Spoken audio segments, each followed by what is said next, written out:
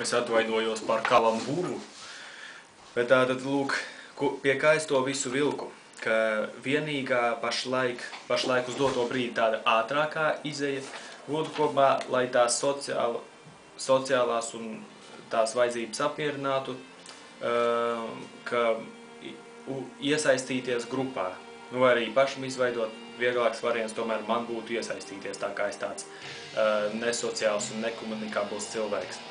Jā, un tas ir ātrs, nu kā salīdzinoši ātri izej no problēmas, bet tā atkal jau ir viena no tām sūdīgajām alternatīvām.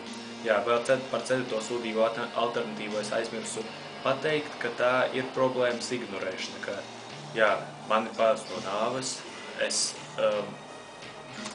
neko tik un tā nevarēs dzirdēt tādā kvalitātē. Man ir bailes no nāves, es par to nedomāšu, ka es kādreiz miršu, un es arī centīšos tur, ja ar mani kāds sāks par to runāt no draugiem, tad es teikšu, nevajag, es negribu par to runāt. Jā, tā ir arī problēmas ignorēšana, un tad bet man sanāk tāda kā daļai ignorēšana no problēmas aizbēgšana. Ka es, lūk, tas ir, nu jā, aizbēgšana precīzāk, ietusēšana, ka es sākšu ar cilvēkiem sadarboties un tādā veidā aizmirst.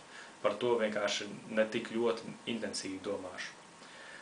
Un patiesību sakot, būtu tāds prātīgāks variants, ja jau es pats nevaru izdomāt, tad iespējams būtu prātīgāks variants aiziet pie psihoterapeita. Esmu kādreiz staigājis, un tas nav tik ļoti interesanti, bet toties tas kaut kā, nu, tas tomēr palīdz, kad pie profesionāla iet, un jā, tas palīdz, kā atrisināt problēmas, tādas problēmas galvā.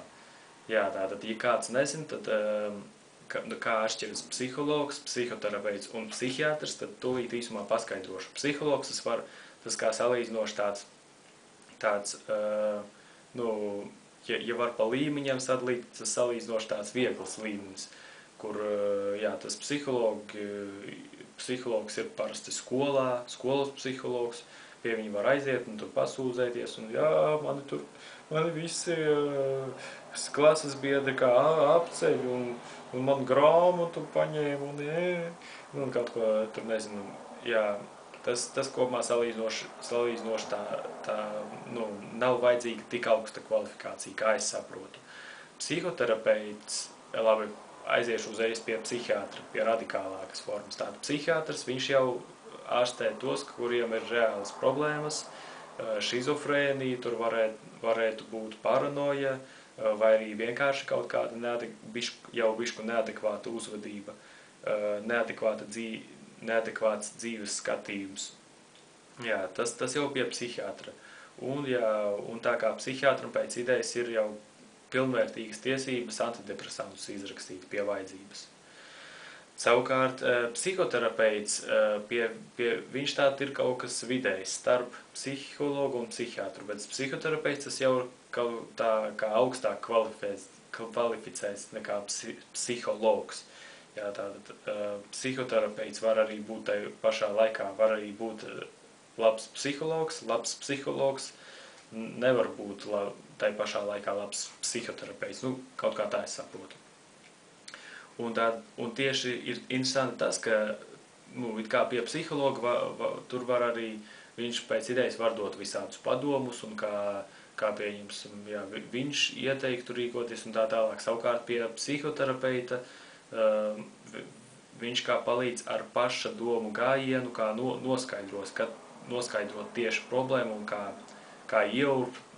pašam sev ieurpties smadzenēs. Un tad psihoterapeits arī neteiks, ka jā, tas ir labi, tas ir slikti. Pieņemsim, es pateikšu, ka man tas priekšnieks ir apnicis, es gribu viņu nogalināt. Un tad tas psihoterapeiti, nu, pēc idejas, nu, jā, nu, ja viņi tur varbūt ļoti liels draudz būs kaut kāds, es nezinu, tad kaut arī tas labs psihoterapeits jebkurā gadījumā, labam psihoterapeitam jebkurā gadījumā nevajadzētu tur kaut kam ziņot vai tā tālāk, nu, vajadzētu visu konfidenciāli atstāt.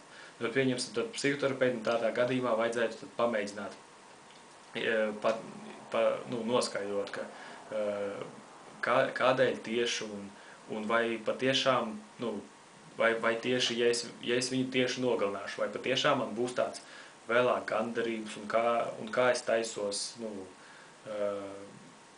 Jā, un kā konkrēti es taisos to darīt, un ko es sagaidu no tā, jā, un vai tiešām būs tā vērts, nu tā tālāk kaut kā tā, nu ar jautājumiem palīdz noskaidrot patiesību. Un jā, būtu forši tagad arī apmeklēt, vienkārši lieta tāda, ka tie, kas tiek apmaksāti no manas slimību kases, tad viņi vai nu ja tiek apmaksāti no slimības kases, tāda man ir par velti, un tad pie viņiem kā var, jā, bet pie viņiem kaut kā visu laiku tur aizņems, vai nezinu kas. Vai otrs variants ir tāds, ka vajag maksāt, bet tad tur sanāk diezgan liela naudiņa, jā, un to pašlaik nesnāk. Nu, bet labi, kad strādāšu par inženieru, tad labi pelnīšu, un tad atgriezīšos pie šīs problēmas. Vēl tikai kādus, nezinu, 5 gadus pagaidīt, jā, un pa to laiku var mierīgi dzīvot bailēs pēc nāves, jā. Tā kā var jau bļāvies, es neuzliku tēmeri, cik tur palika, tur paskatīšos. Man katras 10 minūtes viņš izslēdzas, jā. 6, ok.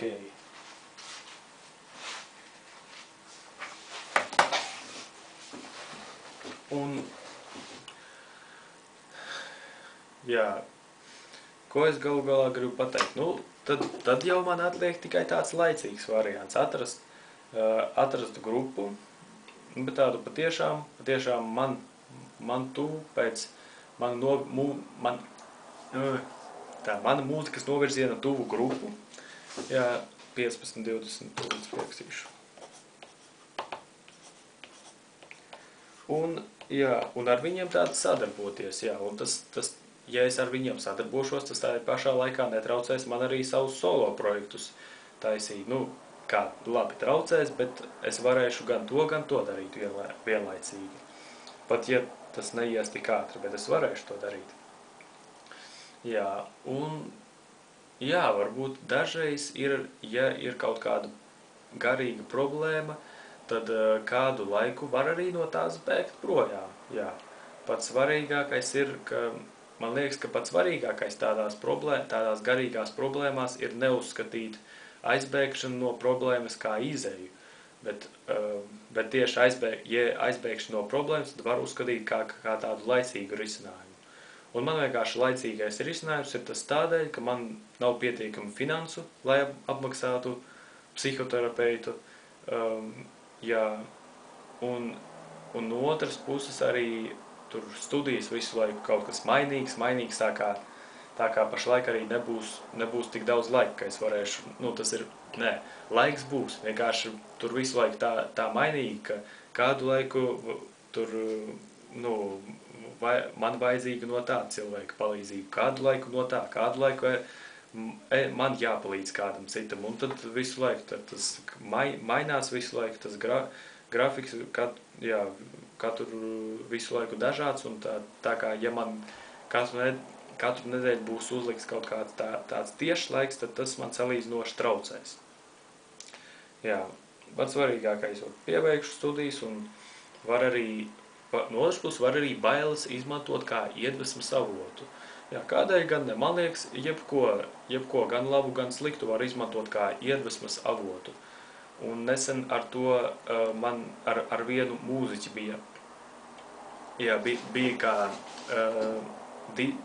diskusija par to, ka viņš teica, ka tieši ka metālam ir tas nepārāk pareizi, ka viņi kā ņem no agresijas, ka protests pret kaut ko, pret vienalga ko. Jā, viņš atļāva savu vārdu teikt, tas bija Oskars. Oskars tātad pateica, ka protests pret vienalga ko, bet es saku, bet es pateicu, ka nē, bet tas taču ir tāds kareivīgs noskaņojums, līdz ieslēgšu to dziesmu, to mūziku.